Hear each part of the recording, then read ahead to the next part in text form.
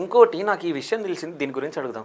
అంటే యూకేలో అంటే వీసా అయిపోయినా కూడా పని చేసుకుంటా ఉంటారంట కదా? యాక్చువల్గా ఇది అందరికీ వర్తియదండి. ఓకే. కొంతమంది ఏంటి అంటే కొన్ని యూనివర్సిటీస్ని నమ్మి వచ్చి స్కామ్ అయిన వాళ్ళు ఉన్నారు. ఓకే, స్కామ్ అయ్యి అక్కడ దొరికితే దొంగలే ఇంకా.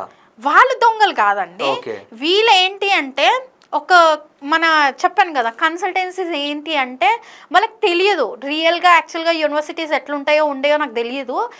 వీళ్ళు నాకు తెలిసి అయితే చాలామంది అప్లై బోర్డ్ అనేసి థర్డ్ పార్టీ ఏజెన్సీ త్రూ చేస్తారు అప్లికేషన్స్. సో వాళ్ళకి మేబీ వీళ్ళు ఎక్స్ప్లెయిన్ చేయరు అనమాట యూనివర్సిటీస్ ఎట్లుంటాయి ఏంటి అనేసి.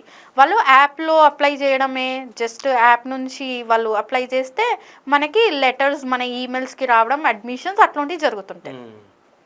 సో వాళ్ళకి బేసిక్గా ఆ యూనివర్సిటీ రియలా కాదా, అసలు ఆ యూనివర్సిటీలో ఏమైనా స్కామ్స్ అయినాయా ఏంటి, ఇవేవి కూడా ఎవరికి తెలియదు.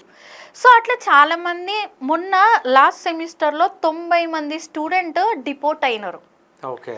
సో వాడికి ఏమైంది అంటే వాడిది మిస్టేక్ కాదు, మళ్ళా వాడు ఒక్కొక్కడు 20 లక్షలు 25 లక్షలు 30 లక్షలు కోర్సులకు కట్టి వచ్చిన వాళ్ళు ఉన్నారు. కానీ సడన్గా ఆ యూనివర్సిటీని ఎత్తేసినారు. ఓకే. సో ఇప్పుడు ప్రాబ్లం మనోళ్ళది కాదు కదా, ప్రాబ్లం అక్కడ ఇప్పుడు మళ్ళీ ఇమిగ్రేషన్లో పోయి నువ్వేమైనా అడగగలుగుతామా? అడగలేం. నువ్వు ఏదైనా ఇమిగ్రేషన్ గురించి నువ్వు కోర్టులో ఫైట్ చేయాలంటే ఫస్ట్ నీ దగ్గర పైసలు కావాలా? మన దగ్గర అన్ని పైసలు ఉండాలి కదా కొట్లాడడానికి. సో మన దగ్గర ఒకవేళ కొట్లాడినా మనం విన్ అవుతాము అంటే ఓకే కొట్లాడొచ్చు అనుకున్నా. సో ఇక్కడ ఎవరిది తప్ప అంటే ఇక్కడ ఫేక్ కన్సల్టెన్సీ వాళ్ళని నమ్మి అక్కడ ఫేక్ యూనివర్సిటీకి పంపించే వాళ్ళని నమ్మొద్దు. ఎగ్జాక్ట్లీ. ఓకే. సో ఇట్లా జరగడం వల్ల ఏమైపోతుందంటే ఇప్పుడు వాడు అప్పు 30 లక్షలు తెచ్చుకొని వస్తాడండి. 30 లక్షలకి ఆ రేట్ ఆఫ్ ఇంట్రెస్ట్ తోటి మీరు ఎప్పుడైనా క్యాలిక్యులేట్ చేశారో చేయలేదో నాకైతే తెలియదు, కానీ నేను క్యాలిక్యులేట్ చేస్తే 60 lakhs 70 lakhs టచ్ అవుతుంది. ఓకే. అంటే 30 లక్షలు అప్పు తీసుకొని వస్తే సో అది మొత్తం 70 లక్షలు 80 లక్షలు. ఇప్పుడు ప్రతి హ్యూమన్కి ఒక ప్రాబ్లం వస్తుంది. ఏమొస్తుంది?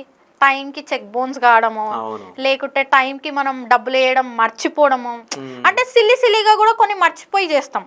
అట్లా చేసినప్పుడు కూడా ఒక బోన్స్ అనేది అవుతాయి. కొంతమందికి టైంకి జీతం రాక అందక కూడా మనం ఈఎంఐస్ కట్టాం. అట్లా నా లైఫ్లో కూడా జరిగినవి ఉన్నాయి, రైట్? సో అప్పుడు వాడు ఏం చేస్తాడంటే ఇంట్రెస్ట్కి ఇంట్రెస్ట్ అట్లా వడ్డీకి వడ్డీ మిత్తికి మిత్తి వేసి వాడు 70 లక్షల అక్షరాల నీ దగ్గర తీసుకుంటానండి. లేకపోతే బ్యాంక్ కూడా వచ్చి నీ సరిగా డాక్యుమెంట్స్ లేకుండా నీకు 30 లక్షలు ఇస్తుండంటే ఉత్తగా ఎవరిస్తారండి?